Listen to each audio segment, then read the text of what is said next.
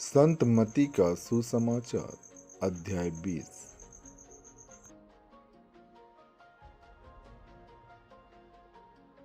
डाकबारी के मजदूरों का दृष्टांत।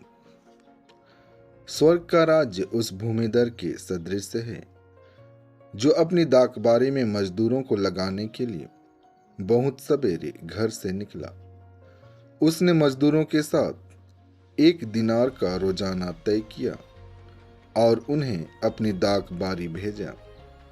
लगभग पहले पहर वह बाहर निकला और उसने दूसरों को चौक में बेकार खड़ा देखकर कहा, तुम लोग भी मेरी डाकबारी जाओ, मैं तुम्हें उचित मजदूरी दे दूंगा। और वे वहां गए। लगभग दूसरे और तीसरे पहर भी उसने बाहर निकलकर वह 1 घंटा दिन रहे, फिर बाहर निकला और वहां दूसरों को खड़ा देखकर उनसे बोला, तुम लोग यहाँ दिन भर क्यों बेकार खड़े हो? उन्होंने उत्तर दिया, इसलिए कि किसी ने हमें मजदूरी में नहीं लगाया। उसने उनसे कहा, तुम लोग भी मेरी डाकबारी जाओ। संध्या हो जाने पर डाकबारी के मालिक ने अपने कारिंदे से कहा, मजदूरों को बुलाओ, बाद में आने वालों से लेकर पहले आने वालों तक सबको मजदूरी दे दो। जब वे मजदूर आए जो 1 घंटा दिन रहे काम पर लगाए गए थे, तो उन्हें 1 दिनार मिला। जब पहले मजदूर आए तो वे समझ रहे थे कि हमें अधिक मिलेगा, लेकिन उन्हें भी 1 दिनार ही मिला। उसे पाकर वे यह कहते हुए भूमिधर के विरुद्ध भुनभुनाते थे, इन पिछले मजदूरों ने केवल घंटे भर काम किया, तब भी आपने इन्हें हमारे बराबर बना दिया, जो दिन भर कठोर परिश्रम करते और धूप सहते रहे। उसने उनमें से एक को यह कहते हुए उत्तर दिया, भाई, मैं तुम्हारे साथ अन्याय नहीं कर रहा हूँ। क्या तुमने मेरे साथ 1 दिनार नहीं तय किया था? अपनी मजदूरी लो और जाओ। मैं इस पिछले मजदूर को भी तुम्हारे जितना देना चाहता हूँ। क्या मैं अपनी इच्छा के अनुसार अपनी संपत्ति का उपयोग नहीं कर सकता? तुम मेरी उदारता पर क्यों जलते हो? इस प्रकार जो पिछले हैं अगले हो जाएंगे और जो अगले हैं पिछले हो जाएंगे। दुख भोग और पुनरुत्थान की तीसरी भविष्यवाणी। ईसा यरूशलेम के मार्ग पर आगे बढ़ रहे थे। 12 को अलग ले जाकर उन्होंने रास्ते में उनसे कहा, देखो, हम यरूशलेम जा रहे हैं।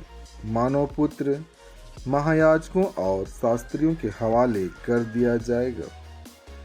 वे उसे प्राणदंड की आज्ञा सुनाकर गैर यहूदियों के हवाले कर देंगे, जिससे वे उसका उपहास करें, उसे कोड़े लगाएं और क्रूस पर चढ़ाएं।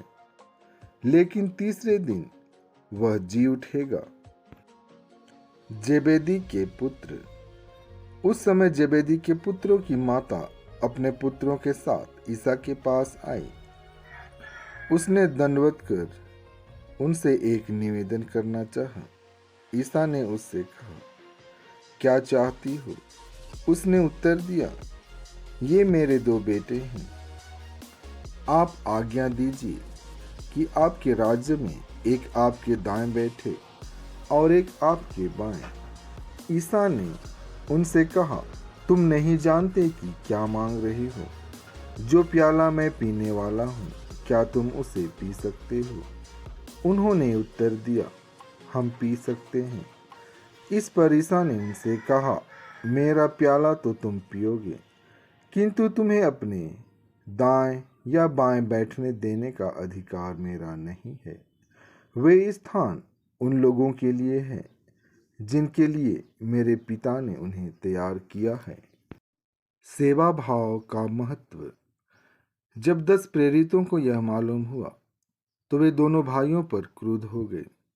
ईसा ने अपने शिष्यों को अपने पास बुलाकर कहा, तुम जानते हो कि संसार के अधिपति अपनी प्रजा पर निरंकुश शासन करते हैं और सत्ताधारी लोगों पर अधिकार जताते हैं।